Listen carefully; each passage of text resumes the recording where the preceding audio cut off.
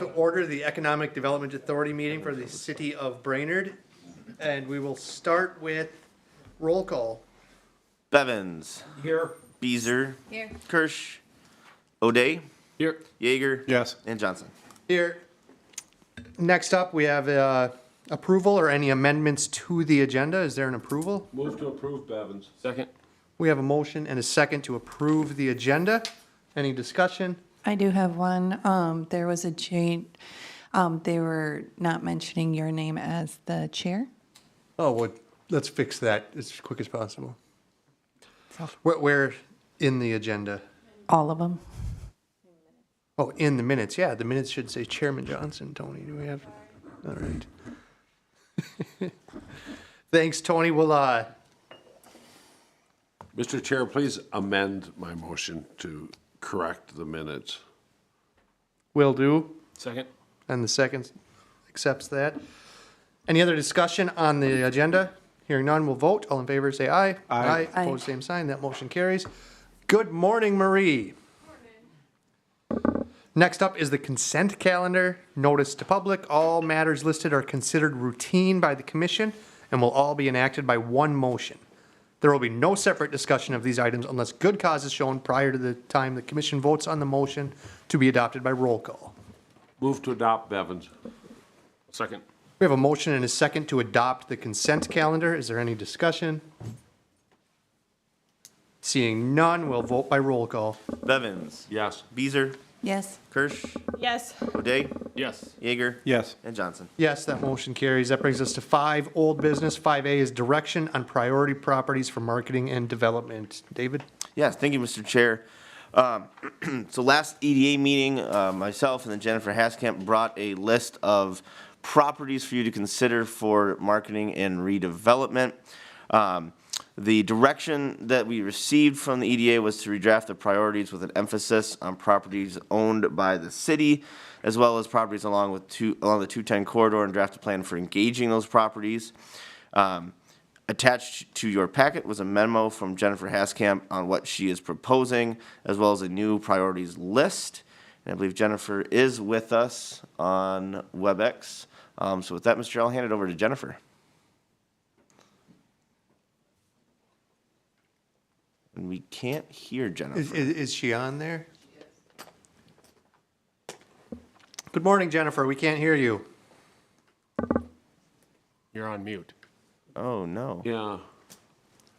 Why can't we We hear felt Jennifer? this part would go faster if you were muted. Still muted. I don't know. That's weird. Oh, she's going to try something.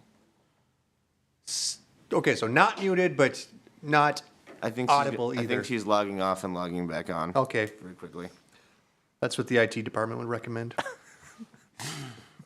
Have you tried rebooting it? I say that to people at their car. Have you tried the reboot button? What?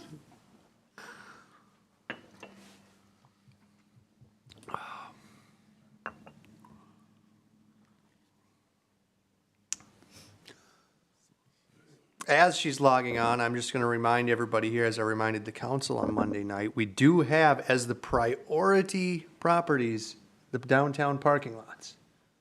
So when we get an offer and the downtown businesses show up and say, "What are you doing selling my parking lot?" We say, "We've been working on this for months, and we all are aware that that is what we are doing." It worked well for the zoning map. And the Last month. parking meters too, right, Kevin? This is different. I think this is different. Yeah, right. Well, the VF owns that Laurel Street parking lot. Nope.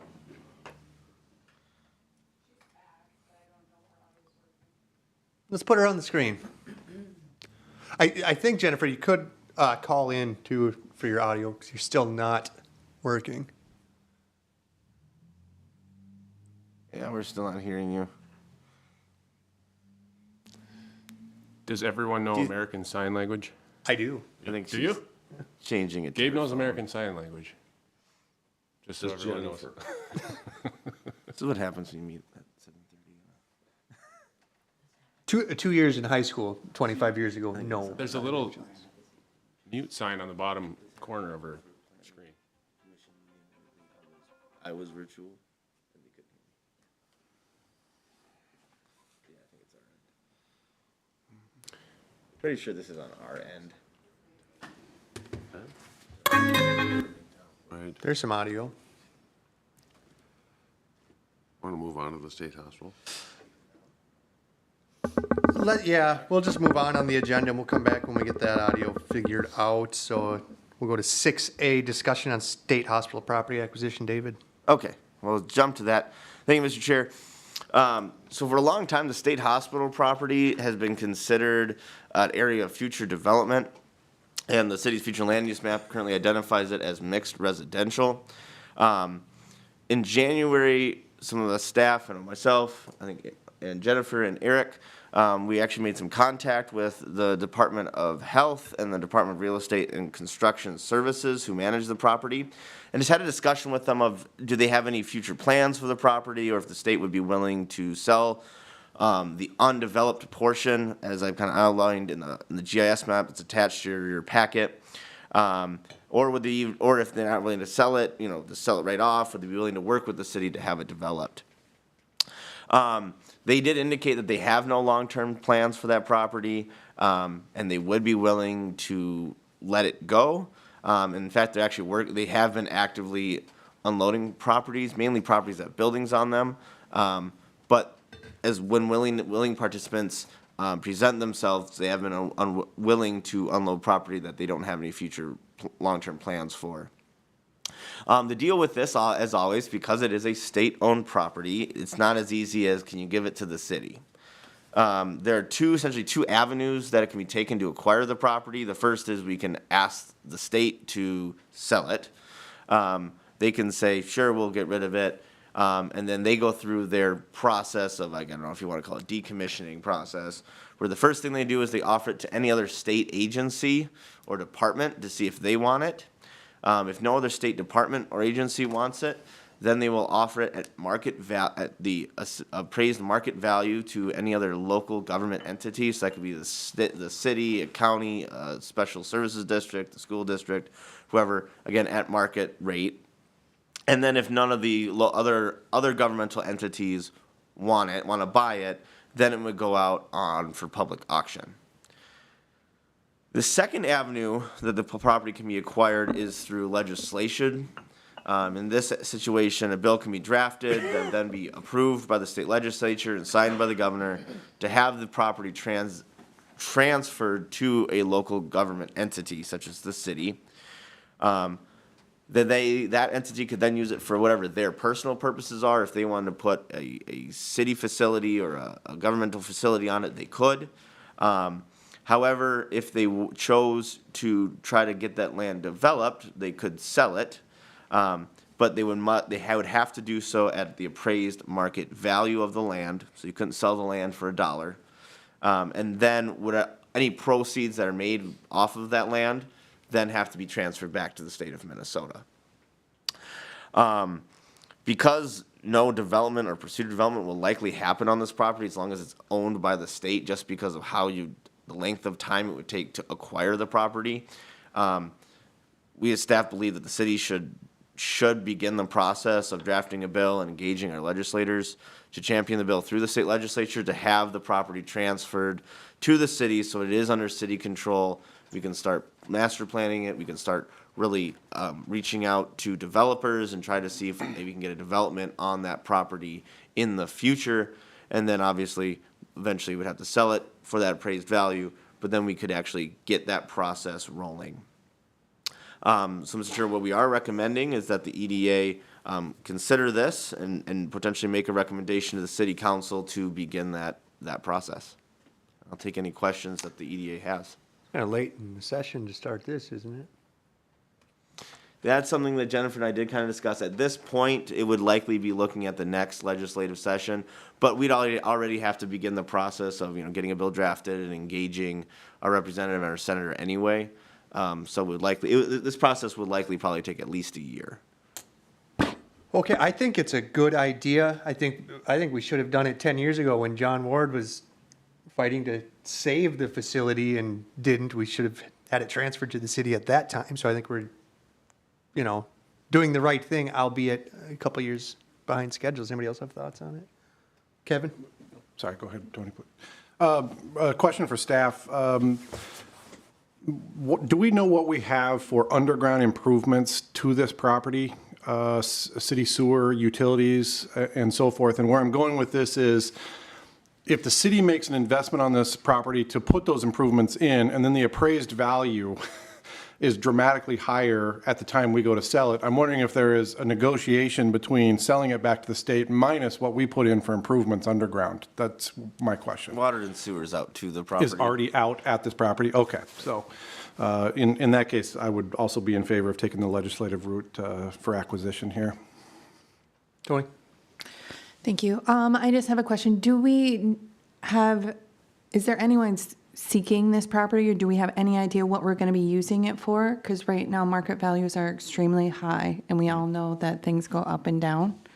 So that would be one of my concerns. We have not had anyone. When we have spoken with developers in the past, this property has come up as a discussion regularly. Okay. Again, the hiccup's always where it's kind of died at that is, well, it's owned by the state of Minnesota. And when we contacted the state, we've been the first ones to actually ever reach out to them about this property. So no one's even reached out to the state about it before we did. But again, it's kind of it's a kind of a futile exercise to continue to present this property to future development until we have control over it, because of the process it would take to acquire it is going to be lengthy.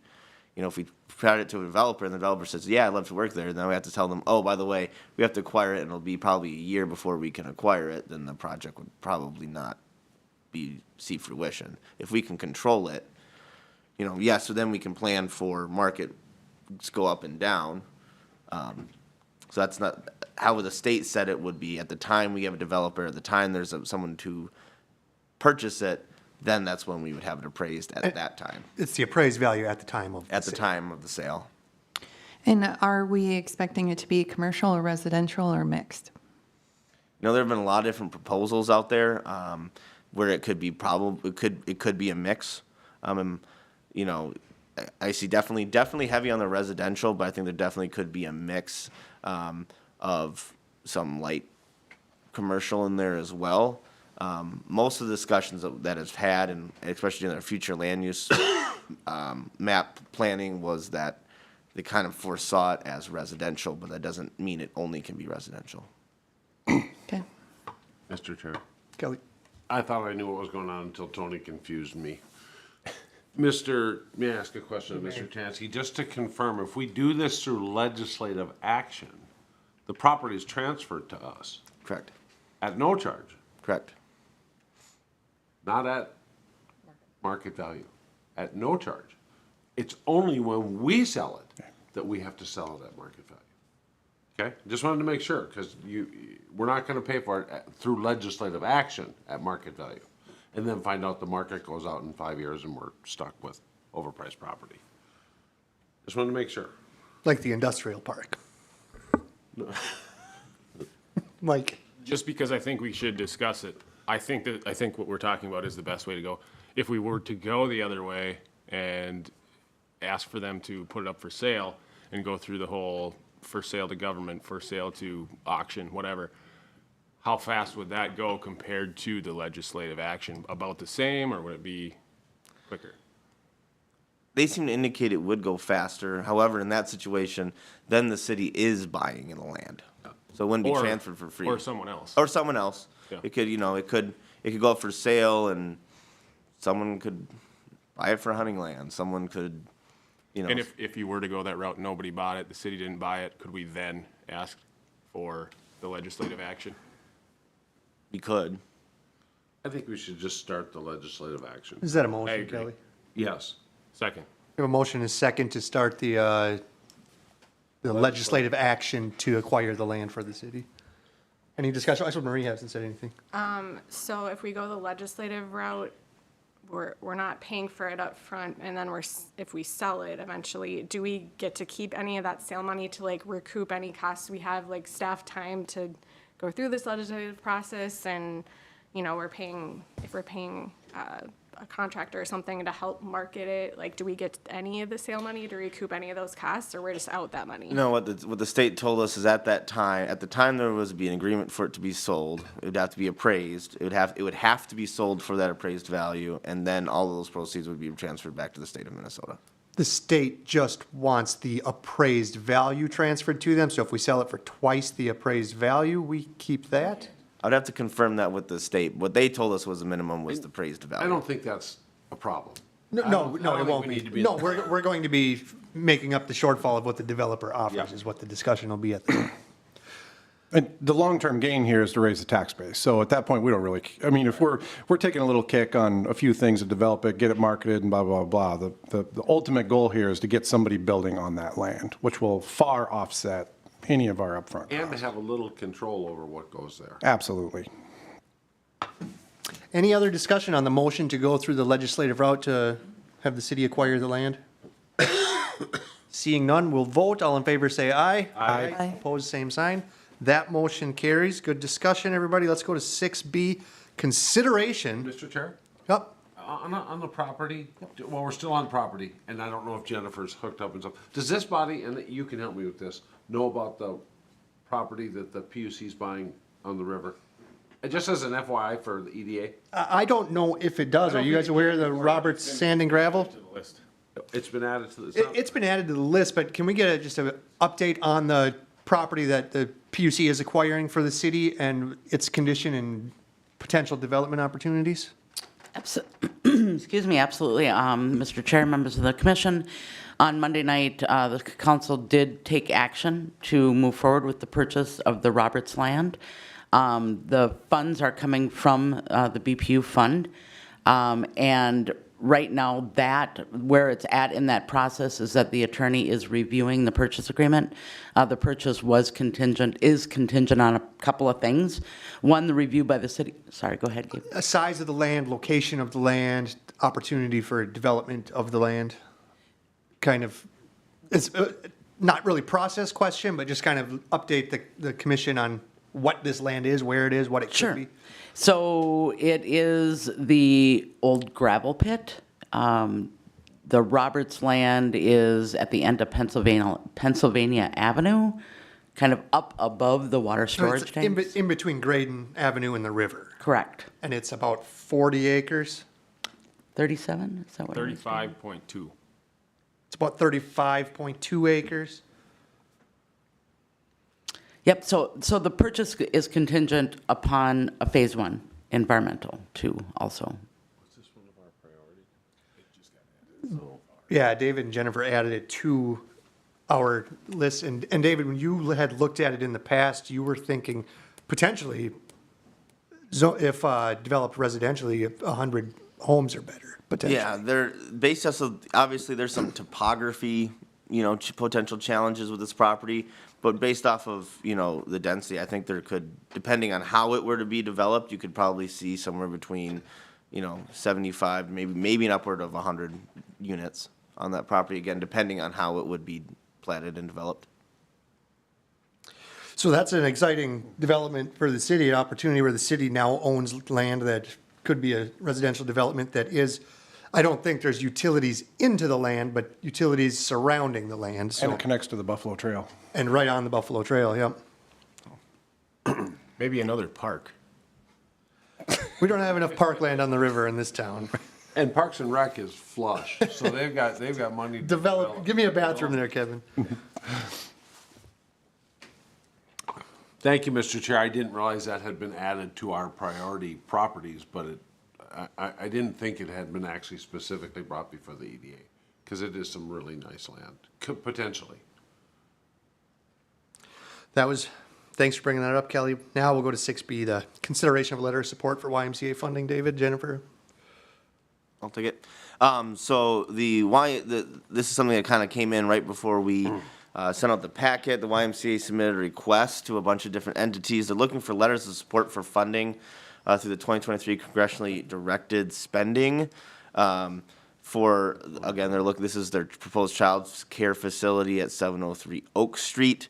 There is a draft letter in the packet, and I think we're just looking for direction from the EDA whether or not you want to have this letter submitted to support the the YMCA's request and have Chairman Johnson sign it. Okay, I have a couple of questions. One, the deed Main Street program that was going to apply for like 8 million and change, has that been awarded yet? Have we heard anything from the state? I have not heard anything from the Initiative Foundation. Sorry, I heard last week they expected by the end of April an announcement as to where the funding will be allocated. Okay. And this is the same project, right? What are our other options for this pot of money in the city of Brainerd other than the YMCA childcare facility? There's a lot of different things it could cover. I know the Region 5 Development Commission will be, if it's awarded, requesting funds to help with the annex remodel. We've also been looking at, is this something that could potentially be used for the Thrifty White project to help support that project? There's a lot of different projects that could be done when this was submitted. Deed did not actually require any specific projects to be called out. I think. Well, no, I'm back to this letter of support, this pot of funds that looks like we're federal funds that the YMCA is looking for. So beyond the Main Street, what other funds I'm just trying to clarify, Mr. Chair, what other funds are available? Well, it just seems this letter you want me to sign is addressed to Senators Klobuchar and Smith, so not really related to the Minnesota Department of Economic Development. Yeah, and that it's not. This is their what's the term that they just started? I'm blanking on it. Congressional spending. Yeah, I'm trying to look for the 2022. The earmarks. I think that's what I'm looking for. I think this addresses the earmarks for 2023. And Yeah. Okay, any other questions or discussion or a motion or anything? Just a clarification. So all they're asking for us is to have you as chair support their fundraising efforts with the federal government. Correct. They're not asking us for money. correct. All right, Mr. Chair, I move, go ahead. Should we not also have a letter for the other two projects you mentioned, the annex and? No, Commissioner O'Day, I confused the conversation by bringing up the state funding. This is entirely unrelated. Okay. Mr. Chair, I move that we draft a letter of support as presented and have Chairman Johnson sign it for the YMCA. We have a motion and a second. Is there any discussion on the letter to Senators Klobuchar and Smith supporting funding for the YMCA? Seeing none, we'll vote. All in favor, say aye. Aye. Opposed, same sign. That motion carries. Get back up to the agenda here. I think that just leaves us with Swanson Hascamp, right? Have we gotten the audio situation figured out? I haven't heard her. Good morning. Oh, Am I good. working? Yeah, Jennifer, the floor is yours. All right. I apologize. I'm not sure what's going on. My screen showed that I was talking, but you couldn't hear me, but I could hear you. So to kick this off, obviously during our last conversation in March, we took a look at opportunity parcels or areas that we thought had potential for redevelopment. And during the course of that discussion, I think really a third category presented itself, and that category really centered around properties that were owned by the city. And so this draft, if you will, was updated. The draft map was updated to include the properties that were owned by the city, and then also to sort of establish a tiered process. So the idea is we want to make sure that the whole list remains active or valid, but that we're prioritizing within that list. So the original list had two categories, which were essentially the redevelopment parcels, and then the second was more greenfield types of opportunities. And the third opportunity category, if you will, are those city-owned properties. And based on your conversation, our takeaway was actually that becomes your tier 1 properties or your top priority. The tier 2 properties really would then turn into what happens along the Washington corridor, And then the third tier are sort of those greenfield opportunities because those tend to work themselves out a little bit. The idea, though, is that our list remains all intact, so we don't lose sight of some of the properties that might be a tier 3 properties. The idea being if one of those property owners were to come in and say, hey, I'm really interested in an opportunity to develop, we could, elevate those to a tier 1 category and really work towards, a concept plan, et cetera, of how we might redevelop or develop those properties. So in light of that, I proposed the tier 1 as in terms of what our next steps would be or what the strategy would be and kind of categorize them by use type, if you will. So the first one being the underutilized parking lots, which was a part of our discussion at the last meeting. Those have a little bit different characteristic than, for example, your industrial park land. So the underutilized parking lots are really about having somewhat of a constrained site, obviously, because we have existing buildings and existing road network, et cetera. We're going to have to really piece together how the land use component or the concept plan works for that. And so I call that a fit test. It's really what actually fits on those parcels.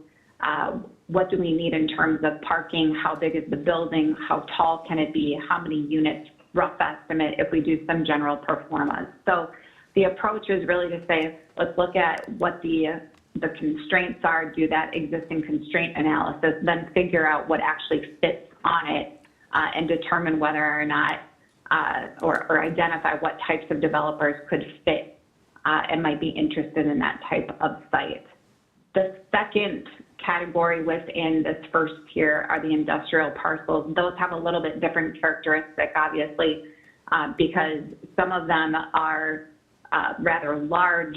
They really haven't been, they're not shovel ready to the same extent as that the platted lots that are a little bit smaller. So we have a little bit different strategy on those in terms of we still have to go through a little bit of a fit test, if you will, but it's a little bit different for the larger parcel versus the platted lot. So again, it has to do with establishing the base plan, doing the constraints analysis, also doing a high-level pro forma. And when I say a high-level pro forma, this also applies to the parking lot. It's really getting some rough cost estimates of what would it cost to, pull the utilities at the ballpark. What are the construction costs per foot in the area going for? And so getting a sense of what kind of costs are associated with each of these things so that we get a sense of how we can approach developers or, potential businesses that might be interested.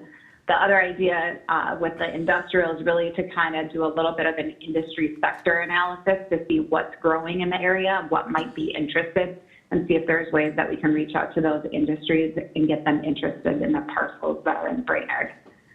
The last, which is what you actually just addressed, I did have the opportunity to listen into that, is that parcel that the Brainerd Public Utilities is looking at. That parcel obviously has a lot of opportunity because it is about 35 acres, but that sort of starting place is we need to know what BPU actually needs or wants, and then we can kind of identify what areas around that site that BPU needs might be developed for or developed with. Obviously, because there's not a lot of infrastructure on that parcel, we'd have to figure out exactly, what could a potential road network look like? Where would the pockets of development be? How could we do it in the most cost-effective and efficient way? Because obviously, and David alluded to, there's quite a bit of topography on that site. So this is our first sort of strategy for those tier 1 properties. Obviously, if there are other properties that were on the list from that map that you think we should elevate to be within this first tier or this first chunk of properties to evaluate, we are certainly open to that. This was our first starting place of, here are the properties that we think, and here's an approach of how we could move forward. The deliverable to you, if you authorize us to move forward with these parcels, the deliverable would kind of look like a little bit of a cut sheet for each property. Once we do a little bit of a market analysis, do the general pro forma, and then also do a fit test or that general concept plan to give you a sense of what could fit on the parcels. So for each of those properties, we would go through that effort and then present that to you for your feedback. So with that, Mr. Chair, members of the commission, I will turn it back to you if you have some questions. Thank you, Jennifer. I have one question, but of Kevin. Has the planning and zoning looked at that Wright Street parcel? I know the council had talked last year about potentially rezoning or using it as residential development or non-industrial uses. Has the planning commission addressed that at all? I don't think so. And you can, Ms. Chansky, you can confirm this, but I don't think we specifically looked at that parcel. No, and then in the proposed zoning, it's still zoned as industrial. Obviously, that doesn't mean you can't change it to something else, but it's still left as industrial for now. Yeah, well, the proposed zoning wasn't very popular on Monday night, in case you didn't notice. By a small contingency. But that's not that. That's not related to that industrial parcel. Yeah. Right, and I believe we had a purchase of an abandoned Capri Plastics recently, did we not? And that would be for industrial use. Yep. So I'm not sure what industrial use, but you certainly can't change that building. We know what happens then.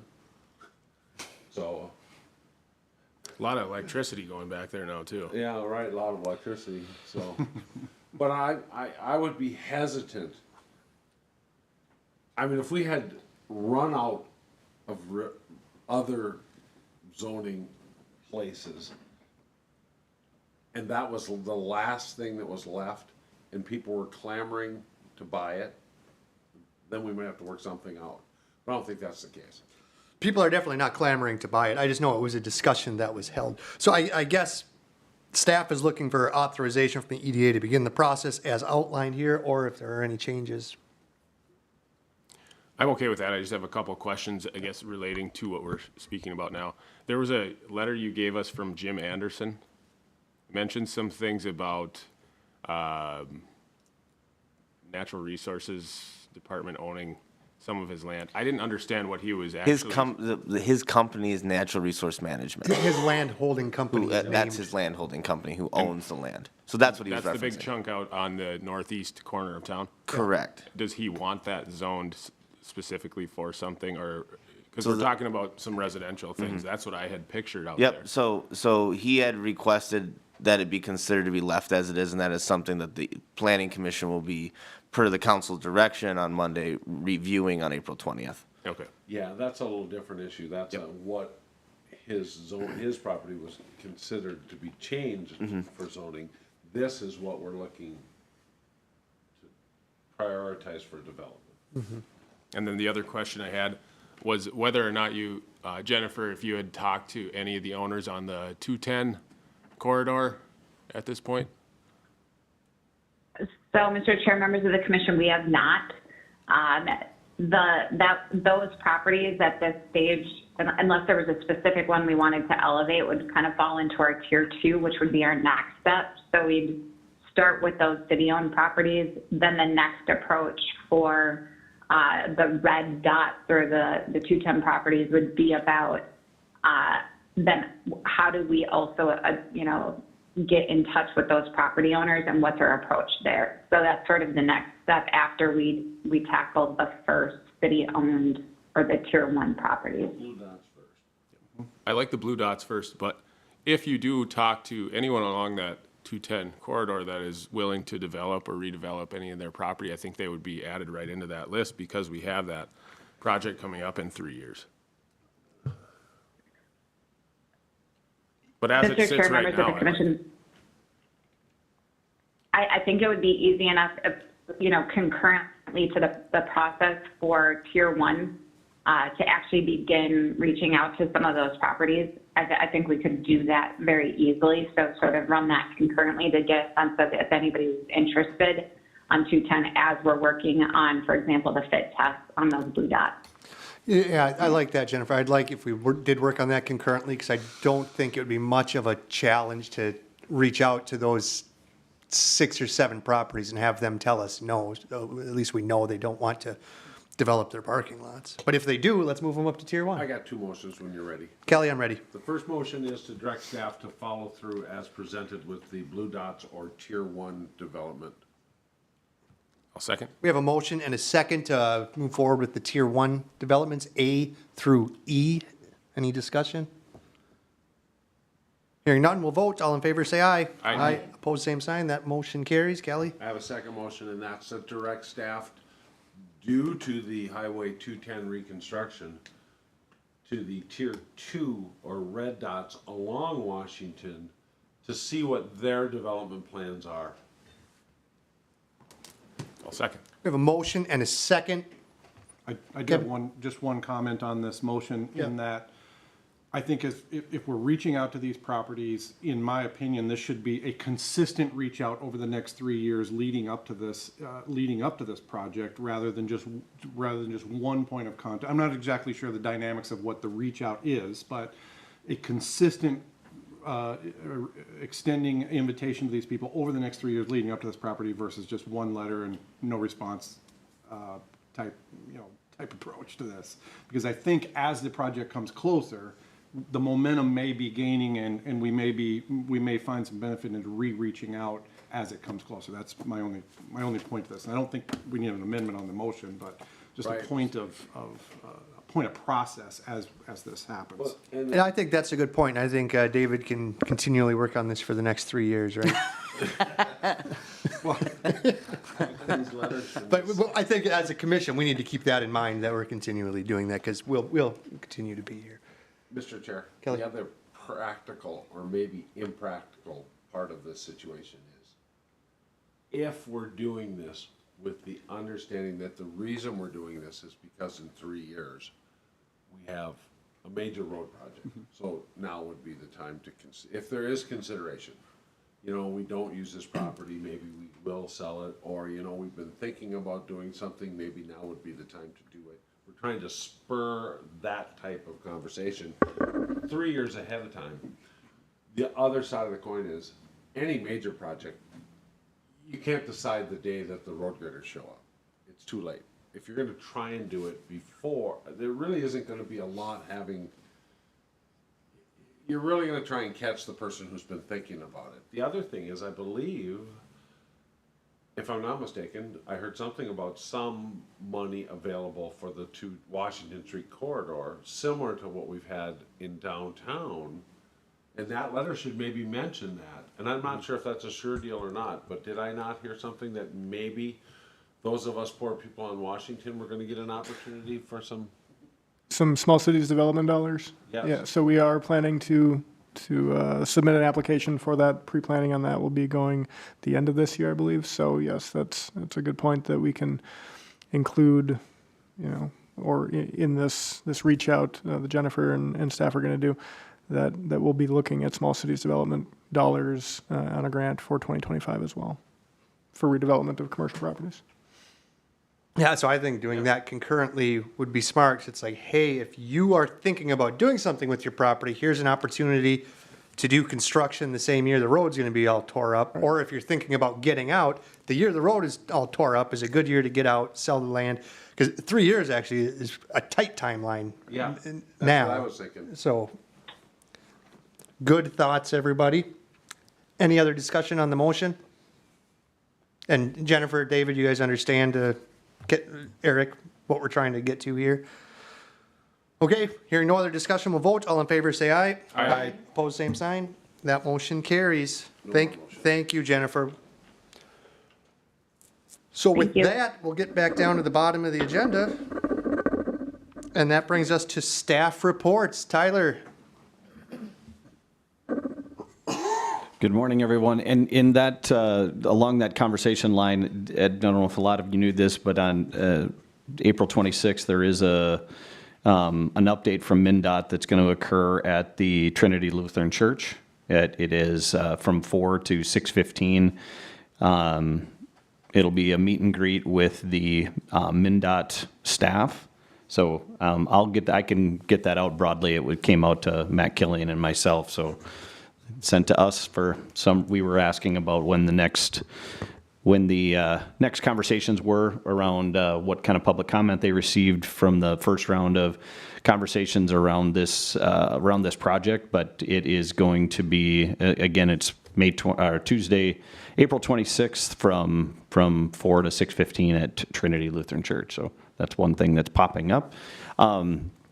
If I can address just quickly a couple of things regarding the questions that you asked. The city of Brainerd actually did draft a letter for the Main Street Revitalization grant that the Initiative Foundation put forward. So the city the mayor signed a letter approving or actually providing support to that project.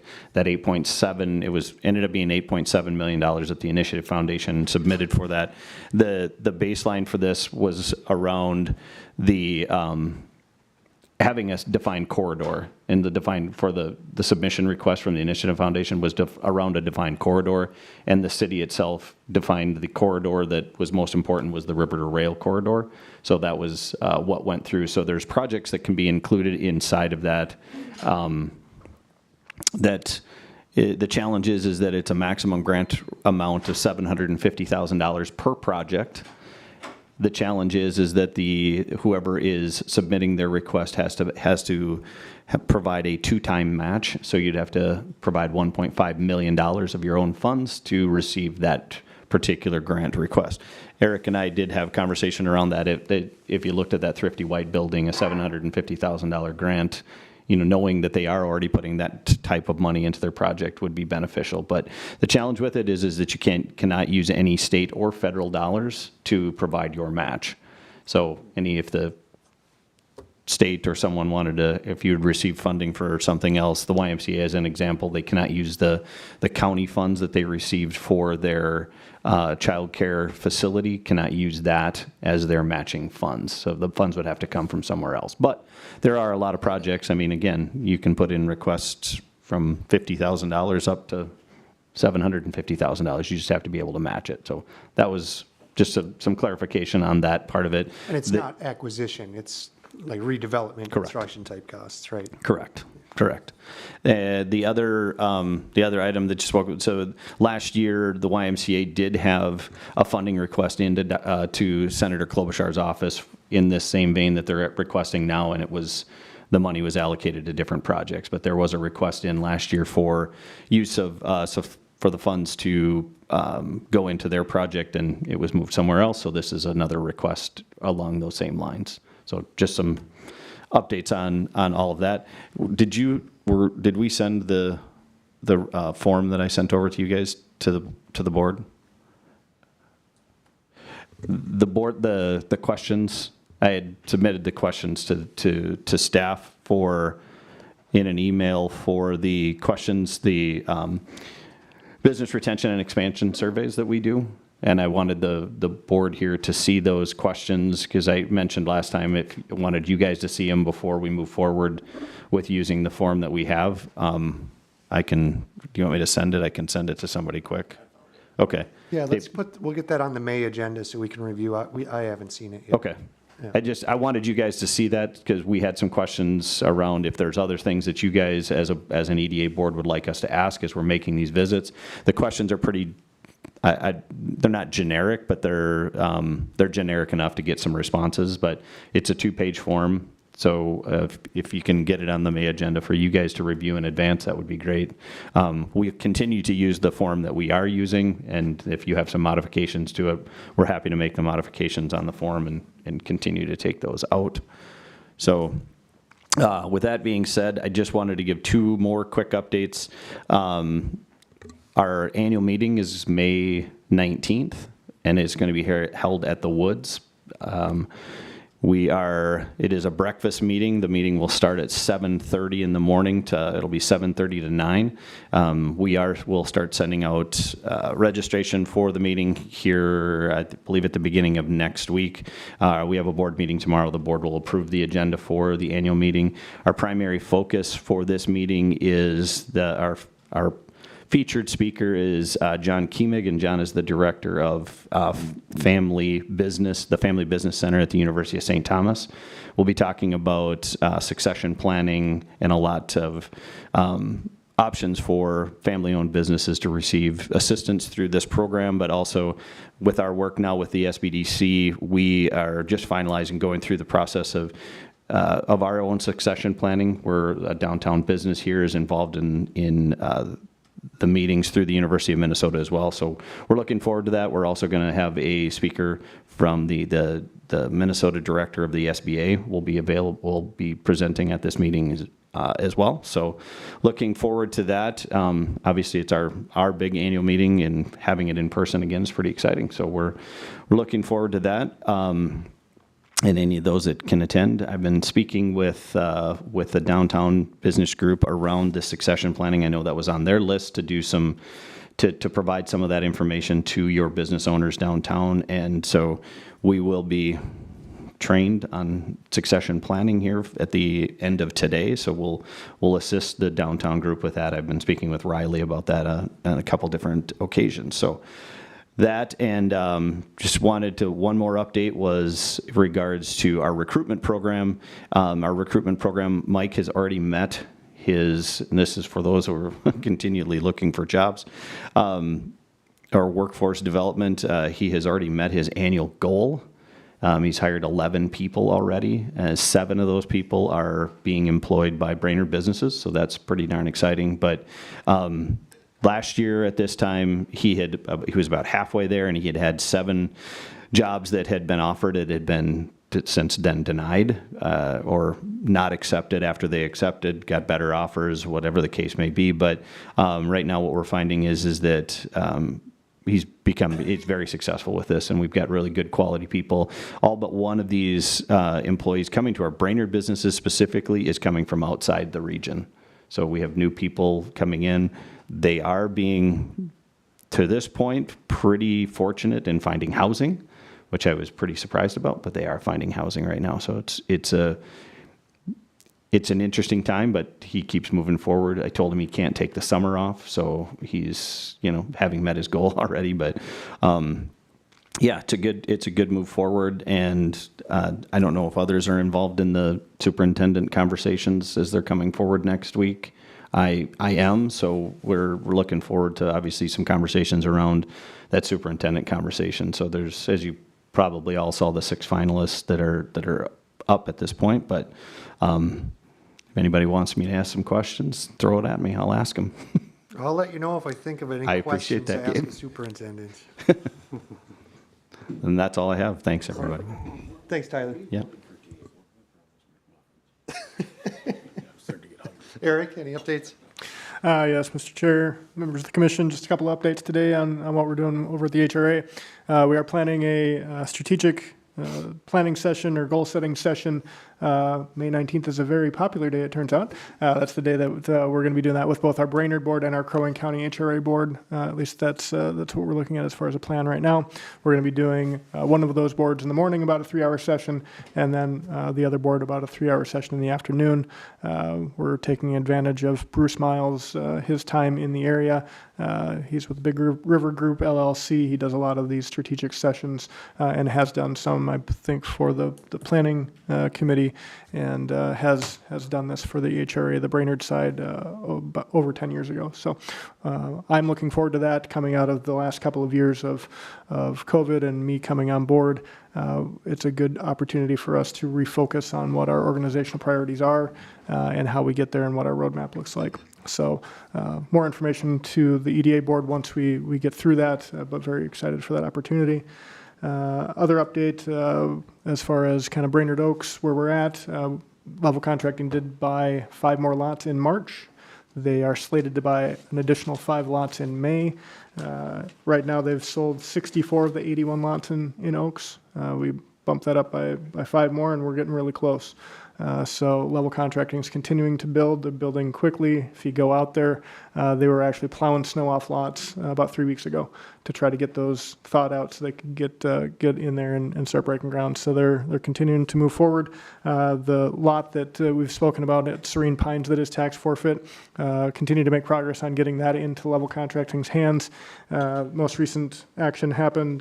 Crow Wing County did get that and convey that over to the Crow Wing County HRA. At our HRA board meeting next week for the county, we are going to be amending the development agreement to add that lot into the development agreement for level contracting, and then the final phase will be a public hearing in May for that to officially get that into their hands. So we're happy to get that lot hopefully conveyed over there. And last but not least, we are still working with a developer, local developer, to look at some infill in City of Brainerd for tax forfeit lots. Working with that same developer on a lot in Baxter right now. That was their first priority, but once we get that finalized, which should occur in May, then we're going to sit down and look at, I think, up to 3 infill lots that are currently forfeit that they're looking to build single-family homes on. And so continuing to try to work on those priorities for not just the HRA, but for the EDA and the city to get that tax base built out. And that's all I have. Mr. Chair? Eric, can you and Mr. Chansky take our guy who's building in Brainerd Oaks and Serene Pines and walk him over to the Roberts property? Well, I'm not particularly interested in being in the development business, and it might be a little premature. Yep, but he's continuing to look for land, and that would be a good opportunity. He is. If we're looking for, 2-3 years down the road, if that's where he's looking out towards. I think that'd be a good possibility. David's given us a pretty good assessment from his perspective as to what he thinks could be Correct. potential in there, but we're not going to develop it. Right. It'd be nice to get his perspective. Correct. And if the city is going to control that's, I think, within our purview then at that point to reach out to a developer to do that. Good suggestion. Thank you, Kelly. Thank you, Eric. David? Thank you, Mr. President. The only thing I have is just, I think I've made everyone aware, but the city council did accept my resignation on Monday, as I have accepted an offer to be the city administrator for the city of Breezy Point. So my last day with the city, my official last day will be the 22nd, last working day, the 21st, before I begin in Breezy Point. It's been a privilege to work with you all. Really enjoyed it, and I am excited just to keep following along and see where these projects that the EDA has, where they kind of what the end result is in the next year or so. So thank you. Thank you, David. Jennifer? Just a couple of brief things. First of all, City Engineer Sandy just came in, let me know that, okay, the open house on 426 at Trinity Church is actually for 371B. So that's what MnDOT will be doing. Also, he just informed me, which I think he just found out, the construction for 210 has been pushed off to 2026. So, anyway, FYI, breaking news. 371B was supposed to be done in like 2017 or something, so Yep, here we are, and there you go. being sidelined by the state again.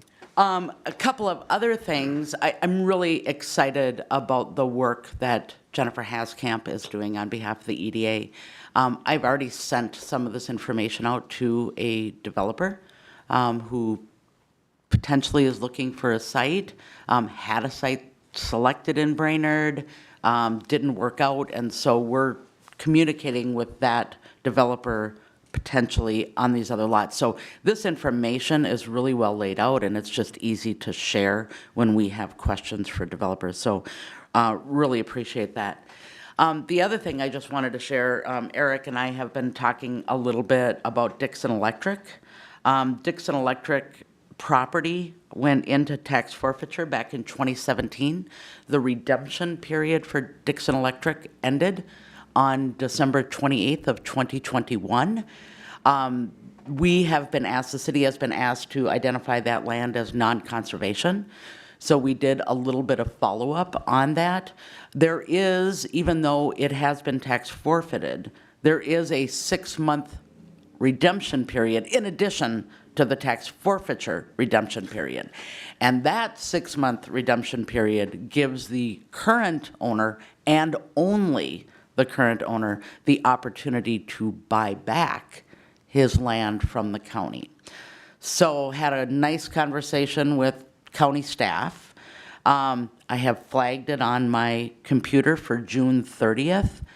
That's when his redemption period is up to purchase that property back. So I just know there's been some discussions about it, and I thought I would share that with you. Has there been any discussions with the property owner, or whatever you would call it, the redemption option-y? As Have we talked to the owner who's, See if they're just going to let it go or not. Has anybody reached out to him? I have not, my understanding from talking to the county is that owner specifically requested that this be put on the public auction sale so that he could purchase it back. Okay. I have not talked to him personally, though. Then I guess last but not least, oh, you look like you have a question. I do. Sorry, Mike. What kind of price point would that be in an auction sale? Tax value, I looked it up, is $50,000. But there's back taxes. Would the owner have to pay the back taxes? Yes. Or anyone who, okay. Yep, the owner would have to pay the back taxes to get the property back. Okay. So, and so we don't know. Don't. They may utilize their option, their redemption option, and buy it back after not paying taxes for 7 years or whatever it is. It seems 3. low likelihood because all they'd have to do to own it now is pay the taxes. That's Right. right. If they wait, they have to pay the taxes and buy their land back from themselves. Get a loan. So there can be a I find mortgage it odd to for ask for the extension. I'm not sure what that would be. So that's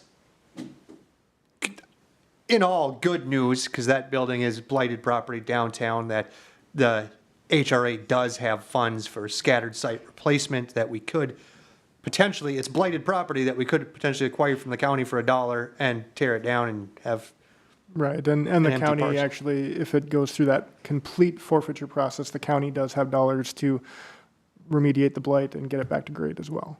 oh, the county would do that for it. We don't even use The HRA county dollars. has done that on a number of properties in Brainerd in Well, recent I years. suppose they have, yeah. And so they do have a fund dedicated for that, but again, they can't do any pre-demo before they actually own it. So it's got to go through that entire process before the county would get in with any remediation on getting it back to grade. The right. county tends to prefer to sell vacant land than dilapidated buildings, so they're pretty active in demolition. Good. And then last but not least, first of all, congratulations to David Chansky as the new city administrator for the city of Breezy Point. So we're losing a department head. Also this week, we were informed that Paul Sandy has accepted a position at WSB. So we are also losing Paul Sandy as well. So we have a lot going on at the city and a lot of really great and exciting things, and I look forward to seeing what this next 6 months to a year, what things we are going to accomplish. I would ask for your grace a little bit while I am probably going to be doing the job of the city administrator and a little bit of the community development director and a little bit of the public works director. So I would just ask for your grace in the next couple of months. So, and congratulations Just to make Paul sure Sandy. you plow Holly Street first. Yes, absolutely. We should have an engineer by the time, well, I don't know, it's snowing today. I was going to say we should have an engineer by the time we're snowing again. And that concludes my report unless there are any questions of me. Any questions? Thanks, Jennifer. That brings us to commissioner comments. Kevin? Yeah, thank you. Thank you, Mr. Chair. Just real quickly, I would like to say I'm just incredibly crestfallen at the departure of Mr. Chansky. I've had the pleasure of working with Mr. Chansky since I came on board, working with the city, both through Planning Commission and other endeavors with city work. And I would just like to say I have the most utmost respect for you, Mr. Chansky. I appreciate everything that you've done for this city, extra time, extra work, and all of the long hours that has gone into our projects. And I wish you the best. I wish you were not leaving, but I do a lot of work in that area, so I'm sure we'll run into each other in the future. But thank you so much for your time, effort, and investments into this city. That's all. Tony? I just want to say, David, congratulations, and you will be missed, but good luck in your new journey. The other thing I have is, do we want to go over finances? That was skipped during the meeting. I think we have that on the consent calendar. Oh, perfect. You didn't show good cause to pull it out. Yeah, just echo what has been said for David. We'll miss you. It's been great working with you on downtown initiatives, and best of luck to you in your new position. I also just wanted to give an update kind of from DDBC. We had our first business owner social since before the pandemic. We had that a couple weeks ago. It was just a great opportunity to get back together with downtown business owners. There was a lot of great conversation. We even ended up carrying it out past the scheduled time and ended up over at 612 Station, and there was just great ideas getting thrown around for how to kind of collaborate between business owners. So we appreciate EDA's support. That's part of the dollars that DDBC received through that is going to help support that. So I think it's just a great opportunity to get business owners in a room and share ideas, and that's kind of where stuff can start to happen. And we're looking forward to, I think Riley started recording the first podcast session. We're working with Paula Chapoulis to do some great sessions kind of on mental health. I think everybody's kind of needing a little cheerleading at this point. And so, we're hoping to have some really great podcast sessions on that, and we have a really great schedule moving forward. So, so things are moving along with that, and it's been great to see when we get together with other business owners, kind of the great ideas that can come forward. So that's all I have. Thanks, Marie. And I'm glad to hear on your podcast that you did not choose to go with human resources for your first episode, because that would have just killed it. We're coming up with a better buzzword for that. But I mean, it is an important topic. But we're trying to find like kind of 5 to 10 minute sessions we can do. Just for me, I like listening to podcasts when I'm doing other things, and so it's kind of just a way where you're not having to take time out of your day to learn about something, but just kind of getting those ideas percolating. And so we'll have some better buzzwords for those podcast titles, but lots of good topics that we have on the schedule. All right, thanks, Marie. Mike. I'm going to reiterate some of what Kevin has said here. Congratulate Mr. Chansky. This will probably be my last in-person meeting with you because I will be out of town next time we have a council meeting right before you leave. I look forward to seeing what happens in Breezy Point. I think a lot of the things that you've done with the EDA have been very effective. We've done a ton of stuff here in the last 2 years with the EDA from when I stepped on, and we didn't really know what we were at that point, but it's a completely different set of faces almost, and we've come a long way. I'm trying to get We still have Kelly. trying to But, get off. On the other side of it, I don't sit on the Planning and Zoning Commission. I'm tasked with picking it apart and listening to complaints and then sending it back to Planning and Zoning when big projects come through. But I think most of that will eventually come through. There's some tweaking going ahead. But thank you for your work on all that stuff as well. And good luck to you. David, thank you. Just a reminder, I do own property in Breezy Point. You're going to see me in the near future. I'm going to come up and complain about everything. I can't decide whether to start with snow plowing or dangerous dogs. Yeah. All right, and two from me. One, it's opening day for the Minnesota Twins today, but our weather is so terrible that they actually moved the game to tomorrow to be opening day for the Minnesota Twins. And I don't think the weather's going to be all that much better. But and then finally, David, thank you for your years of service. We have done a lot, not just with the EDA, but with the city. We updated our comp plan. We did the whole zoning rewrite. You've done so much work for this city, and I really appreciate that. And I know when we hired you on, your career goal, you stated, was to be a city administrator. So I'm happy for you to realize that goal. And in a really nice city in Breezy Point, too. I do not own land there. You won't be seeing me. But there's a heck of a lot of tax forfeited land up there. So we will probably be working together with the HRA and the city of Breezy Point in the future. So I wish you the best of luck, and thank you for everything you've done for the city. Move to adjourn. Second. We have a motion and a second. Any discussion? Hearing none, we'll vote. All in favor, say aye. Aye. Opposed, same sign. That motion